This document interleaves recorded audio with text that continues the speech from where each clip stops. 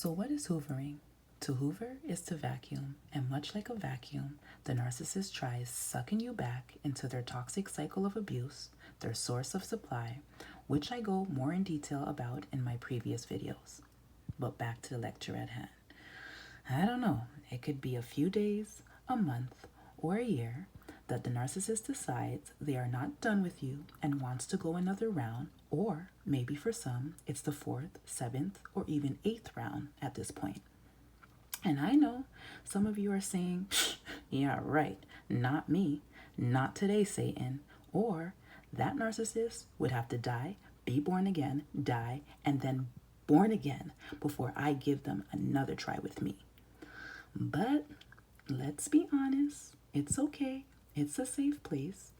As quiet as it's kept, many of us could admit to how intoxicating and addictive this cycle of abuse could be. You know, just like a drug you know you need to quit, or a substance you know isn't good for your health, but you just can't shake the bad habit.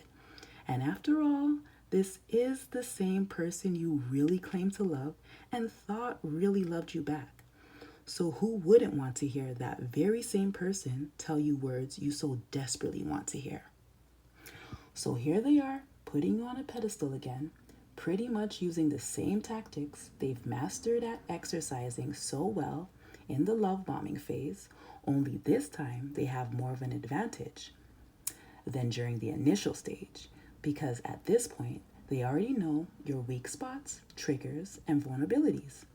And you know what they say, the devil is in the details. So the narcissist lays it on thick, working at your sympathy, telling you exactly what you want to hear and how you want to hear it, finessing the shit out of you with false tales, future faking, so-called apologies, and promises of change behavior that they really actually don't ever plan on changing. And let me tell you, they will take any response, good or bad. They are not picky in this particular department at all, if only if it means to get attention, gain back control, and get their narcissist supply.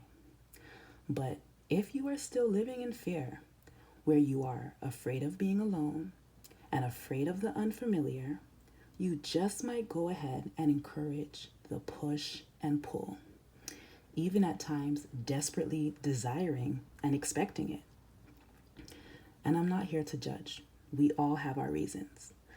But I will encourage you, if anything, to keep in mind that where there's a pullback, there's also going to be that push away, where they reinforce that cycle of abuse, the idealization, the devalue, and yet again, the discard.